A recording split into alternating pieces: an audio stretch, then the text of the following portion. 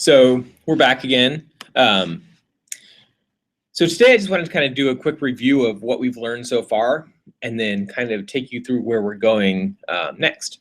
So I started to build out just a quick little website that we could just toggle through to kind of talk about where we've been. Unfortunately, as always, I got distracted by about a bazillion questions this morning, so I didn't quite finish it. But that'll be a great opportunity to actually build a quick little page using some of the techniques that we're going to be talking about tomorrow, or sorry, next week. All right, so I'll take you through what I've built so far and kind of talk about what we've learned so far, and then move on and build a couple more pages based on that same model. All right. So we're just gonna go over to localhost 5000. And just like I had yesterday, or last time I talked to you all, I have my server pointing at a folder that has this week's different information. And so right now we're on week 1, day 5. So I'm just going to go and access that, and I have an index folder in there, so it's basically going to automatically run this index.php. Great. Just going to expand that out. All right. So far what we kind of learned about this week are kind of the fundamentals of PHP. We've learned about variables, so I'm going to make this a little bit bigger. Variables, functions, arrays, for loops, and next week we're going to start working on OOP and actually going out and building different websites. So they're pretty basic websites, but just using procedural PHP. All right. So what have we learned about variables? So just create a function that when you click on that button, a button when you click on it, it takes us to another page called variables.php. And here's what we've learned. So now it's giant. Sorry. So to declare a variable in PHP, you just put a $sign in front of it, give it a name, set that thing equal to something, and that something can be a string, an array, a function, or whatever. So one thing to know about variables in PHP, they're loosely typed. So depending on what you put into it, the PHP hypertext processor will basically say, that looks like you're trying to make it into a string or a number or an array, and it will set the type for you. Next thing that we've learned about variables, they're scoped to the space that they're stated in. So that's a little bit of a confusing sentence. I didn't think about a good way to say that. But basically, if you declare a variable outside of a function, that variable is accessible anywhere below that location, and so that's considered to be globally scoped. If you declare a variable inside of a function, it's only available inside of that function. All right, the left side of the variable is the variable name. It can be accessed by calling the variable elsewhere in the code. So you can say something like echo $my variable, and that will return and echo what's on the right side of the variable. And then a little bit of extra stuff that we didn't talk about. There's some keywords that you can use in variables with PHP, global and static. So global basically takes a variable that was scoped inside of a function and makes it available outside of that function. Generally, people avoid using global variables. And the reason that people avoid using global variables is because once they're global, they're able to manipulate and interact throughout the program. And you can lose control, especially in bigger programs. So let's say you're collaborating with, like Chris and I are collaborating on some project, and I really like the name my local variable, but I set it to global. And Chris also likes the name my local variable, and he uses it somewhere else. If it's a global variable, his use of it or my use of it would overwrite the memory space, and that's generally a bad thing. So generally keep your variables scoped as tightly as you possibly can. All right. Cool, and then static basically just stores a variable in memory space for later use. So if you have like asynchronous processes going on in a function, you don't lose that static variable. And again, in the course and in web development, we don't use static too often. All right, Here's some quick examples. So if we do my string, we can have it set it to equal to hello world. And we don't have to call this thing a string. We call this whatever we call it, banana, and set it to hello world. Setting an array with brackets, 1, 2, 3, 5. We're going to set an associative array with names, which is going to be a key, and then a value. All right. Some helpful things that we've kind of learned. var dump, basically it will spit out information about a variable. So you can say var dump variable name. I don't know why I put arrays and strings in here, but an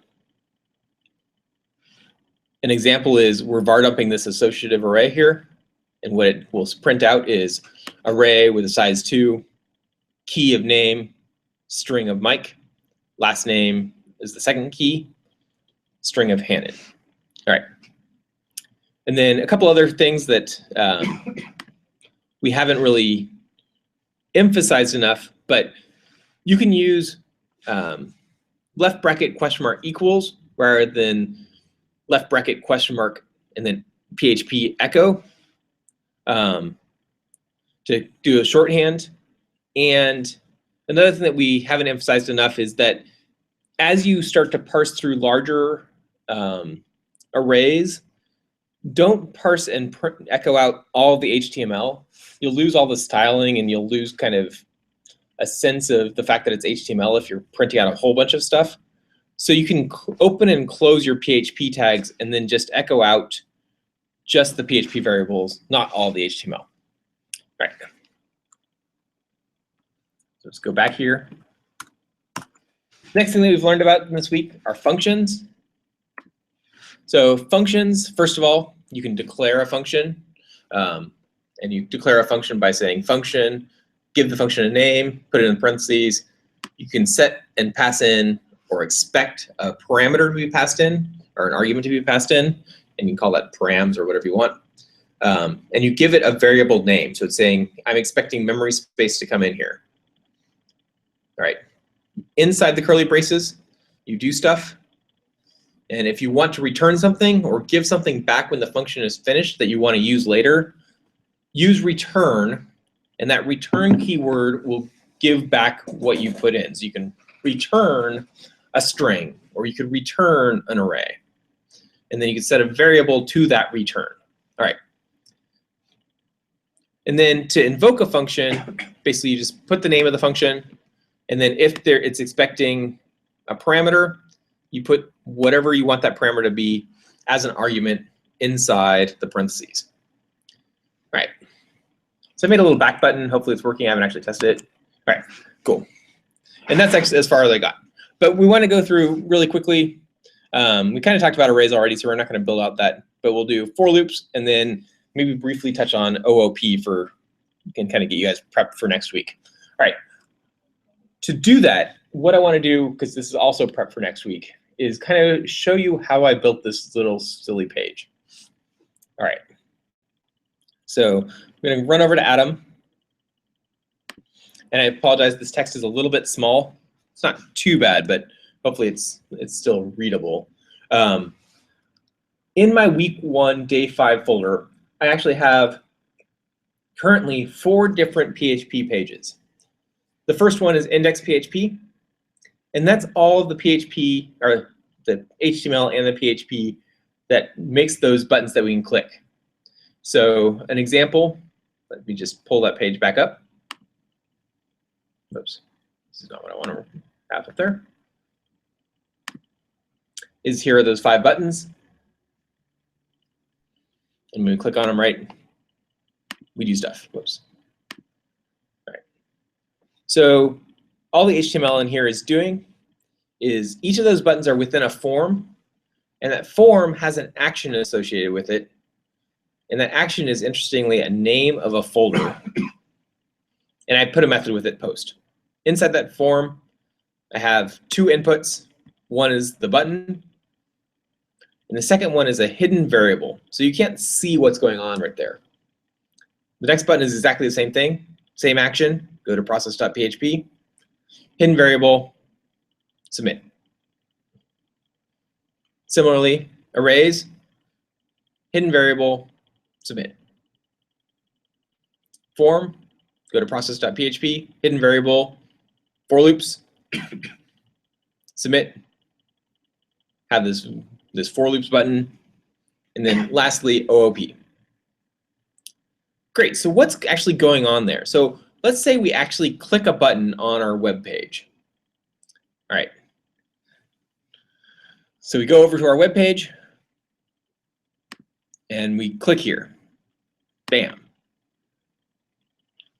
All right.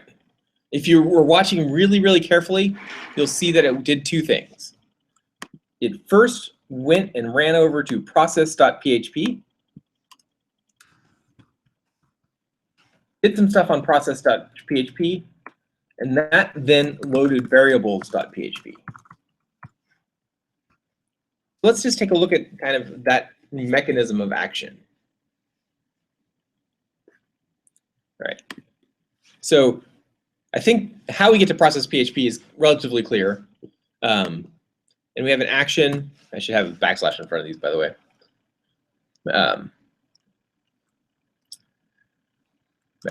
It's working fine right now, so let's just leave it.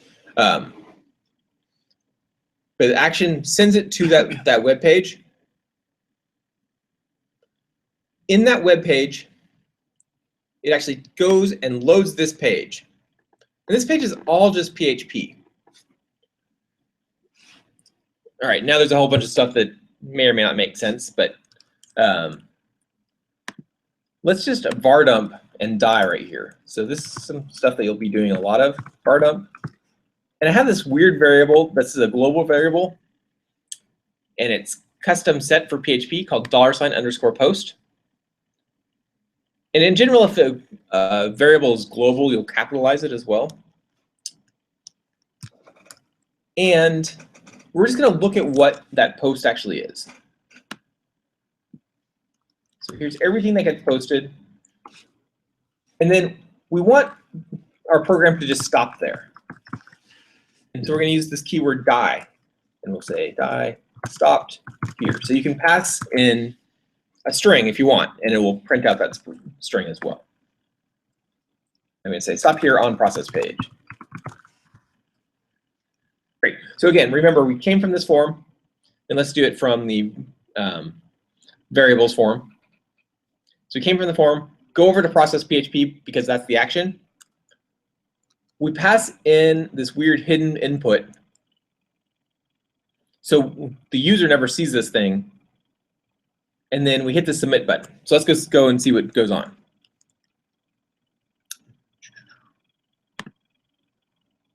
So again, back to our index page. Click on variables, going over to that process page, and we var dumped something. We don't know what it is. We just said var dump $_post. And when we printed it and var dumped it, we see that it's an array that has one value, which is show page, which is consistent with the name of that hidden input. And the value is the value of that hidden input. And then here's our die statement, stopped here on the process page. Just to kind of clarify that just a little bit more, we're going to add another hidden input right here. We'll just make in regular input. Input type equals text. And we're going to give it a name again. And this name is what's going to be passed to page as key.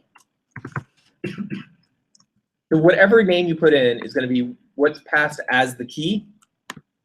And then a value, well, let's not give it a value now. Let's just give it a placeholder. And we can custom type a value.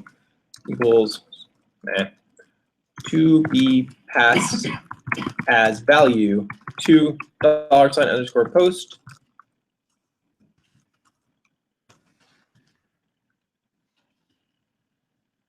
Ending that input. Right. So now we'll go back and load our page again. We're still dying when we go over to our process.php page. So that's great. So we should be able to see our post.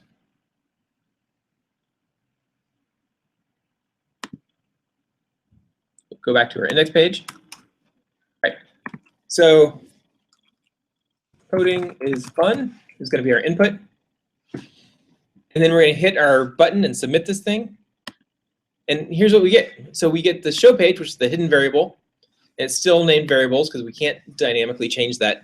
But this pass to page as key input, which was the name of that input field, gets passed as coding is fun, whatever we typed.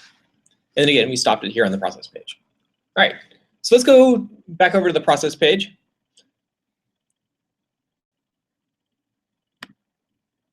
And look at what's going on there. So first of all, I have this statement that is set. And basically, I just wanted to make sure that our post variable show page is set because I wanted to do stuff with it. All right, so we're going to get rid of this var dump. And what I'm going to do with it, and so this process page is going to basically be doing a bunch of the logic. So it's going to use a switch statement, which is basically a shortened else if statement. So basically it says, hey, go look at this $sign. So first of all, we say, hey, this dollar, is this thing set? And if it does exist, then do something with it. And then what we're going to do with it is do basically an else if statement. So whatever its value is, this first else if statement says, case if its valuable is equal to variables, then go to this location, variables.php. So that's how we're loading this other HTML page. So I basically wrote up all that HTML, and then I have this exit statement. So this exit statement is useful in that you can only send a header once. So if you do something like var dump here, we'll get an error. So a var dump is a sending of a header of a type. We'll just var dump all of post. Let's see what happens. Let's do it without that first.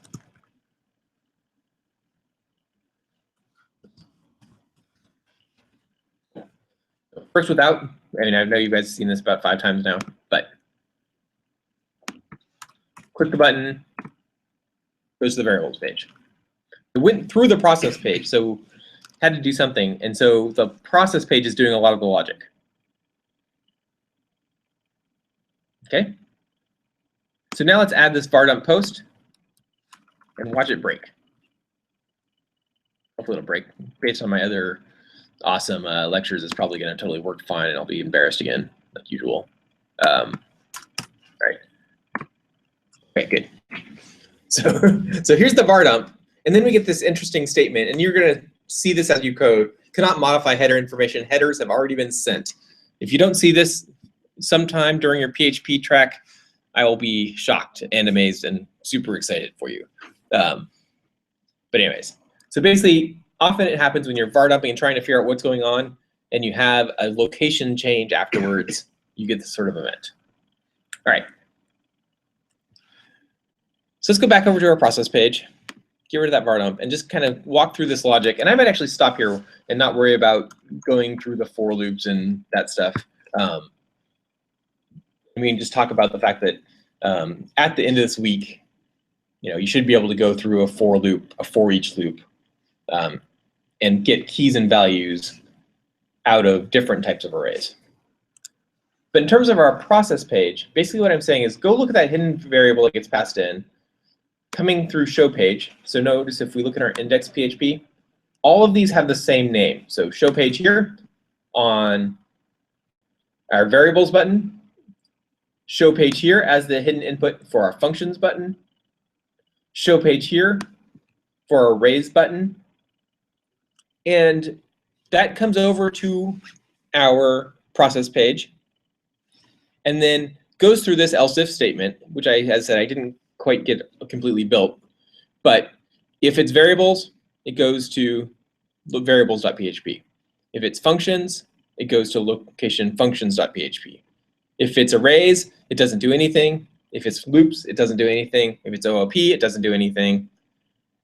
If it's a back button, then it goes back to our index page.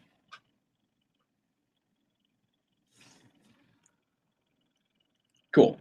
So let's really quickly talk about that back button. And then I think we can wrap it up about there. So going to our functions page, notice this just has a single form. Again, it goes to process.php, is with a method post, and it has a back button on it. So even though this is a totally different file than index.php, it's still running itself through this process page and doing something. And it's actually still using this exact same else if statement, because we're saying, hey, if this post, doesn't matter where that post came from, in this case it comes from functions, in this case it came from index, then run through the switch statement, see if anything exists. If it does, then do that. And so that's how we made that back button work. Cool. So there's kind of a basic sort of thing that we're going to be working on next week, is passing information around using post and get to make a process page that will kind of do a lot of your back end work, and then load these different views. So variables is a view, functions is a view, index is a view, where there's not very much PHP logic. It's basically just spitting information back. And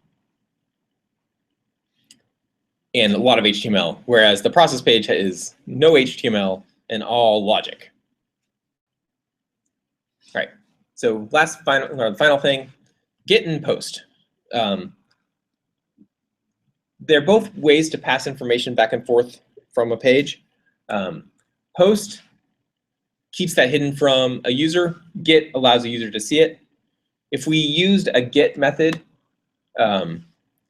instead of a post method, our page would actually work the same way, as long as our methods in our forms were appropriately named.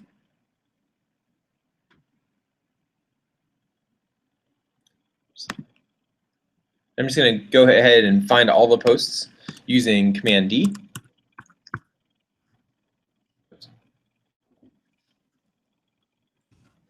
Switch those to gets.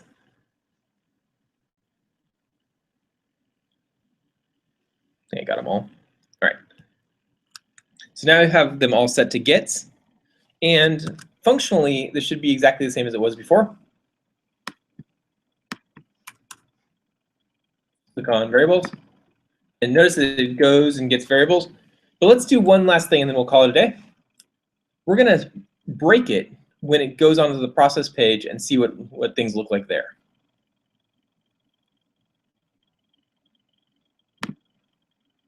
So to break it, we'll just send another var dump in here.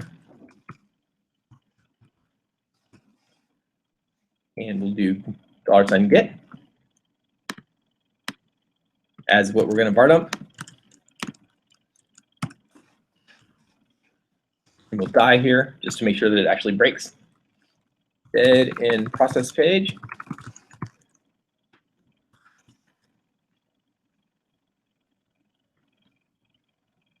So going back over to our main page, variables. So notice when we died, we have a couple things showing up in our get and in our URL, which is this question mark, and then show page equals variables, and pass to be as key equals blank. So if we go back, type this in, click again, notice that pass to be as key shows up in our URL.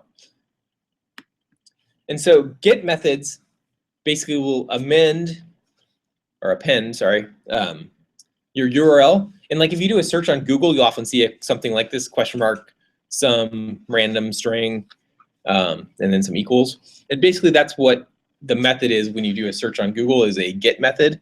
There are two different ways to pass information back and forth. Gets are visible to the user. And so if your program breaks in some place, and let's say you had something super critical on your that you're passing around, and the type equals hidden again, name equals super secret key,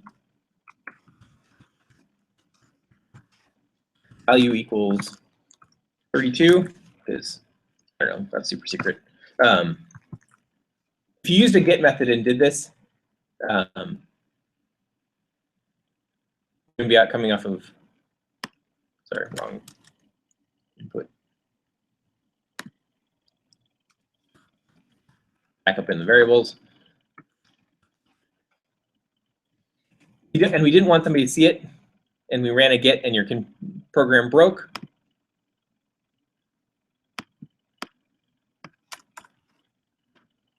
Notice they would see your super secret key up there, and that might not be what you want.